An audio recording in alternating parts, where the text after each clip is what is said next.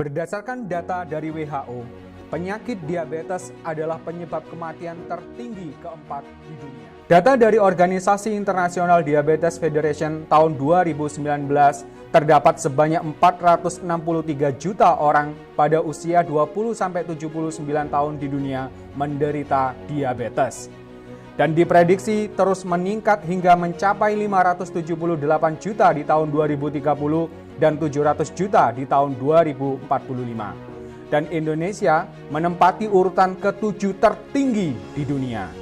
Diabetes sering dinilai dari kadar gula yang tinggi di dalam darah. Dan yang disalahkan adalah kurangnya produksi insulin oleh pankreas. Sehingga organ pankreaslah yang menjadi sasaran untuk dapat bekerja lebih ekstra agar menghasilkan insulin lebih banyak dengan obat-obatan tertentu. Karena dipaksa kerja keras, maka suatu saat dia tidak akan mampu lagi menghasilkan insulin dan akhirnya terpaksa harus suntik insulin. Semestinya kita bertanya, mengapa kadar gula dalam darah tinggi? Mengapa obat yang diminum memacu pankreas untuk menghasilkan insulin? Sebenarnya apa fungsi insulin dalam tubuh? Dan mengapa penderita diabetes sudah suntik insulin tetapi masih belum bisa dikatakan sembuh? Dan yang paling penting, apa sebenarnya akar masalah semua ini? Karena jika kita menemukan akar masalahnya, maka kita akan mampu menemukan solusinya dan akan benar-benar terbebas dari penyakit diabetes. Setelah melakukan kajian panjang, konsep Karnus menemukan jawaban dari semua ini dan memberikan solusi tuntas bagi siapa saja yang ingin merdeka dari diabetes. Problem utama diabetes adalah budeknya mayoritas sel-sel tubuh dari hormon insulin. Hormon insulin adalah hormon yang berfungsi mengetuk pintu sel yang menginformasikan sel bahwa di luar sel terdapat gula. Begitu pintu sel diketuk oleh insulin, maka sel akan memerintahkan membrannya untuk terbuka dan siap mengambil gula dari darah. Apabila ada zat yang menutup pintu sel, maka insulin gagal mengetuk pintu sel sehingga sel tidak pernah tahu kalau dalam darah terdapat gula yang sudah menumpuk yang mengakibatkan kadar gula dalam darah tinggi dan terjadilah diabetes. Jadi, sudah paham kan fungsi insulin? Dia hanyalah tukang ketuk pintu. Sekarang kita kembali ke problem diabetes. Dari penjelasan tersebut, apabila Anda terkena diabetes, maka segera cari tahulah apa yang menyebabkan budeknya reseptor insulin sel Anda.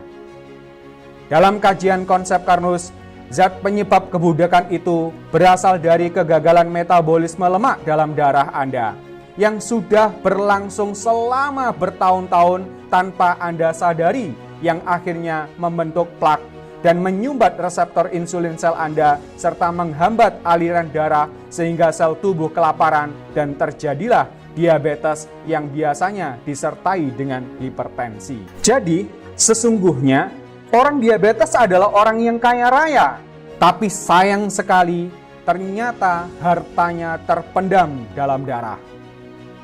Harta tersebut adalah zat-zat makanan yang dibawa oleh darah seperti glukosa, lemak, kolesterol, dan lain-lain.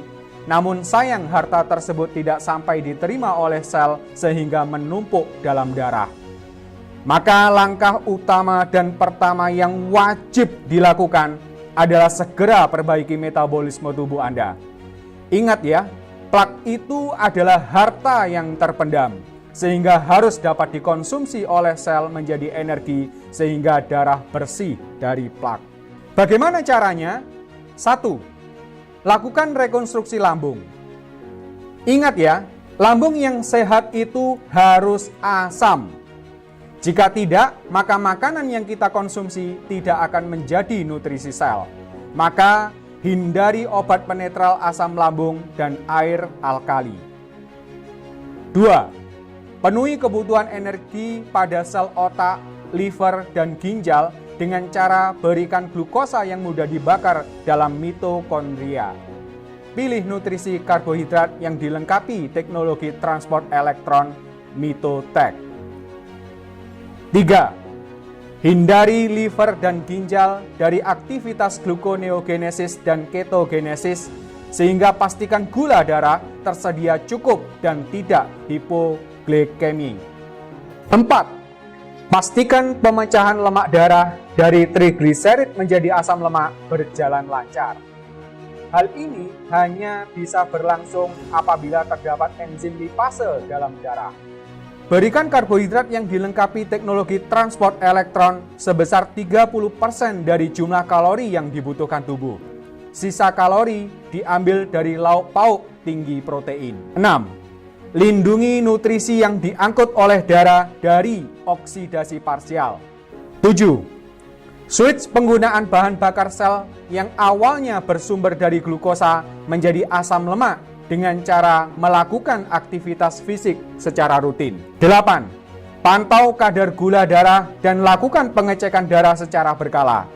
Apabila terjadi penurunan gula darah, maka segera kurangi obat-obatan secara berkala sampai sembuh. Dari 8 poin di atas, Anda dapat menerapkannya dengan 5 langkah mudah. 1. Minum AG sereal 2 kali sehari, sebelum sarapan dan makan malam.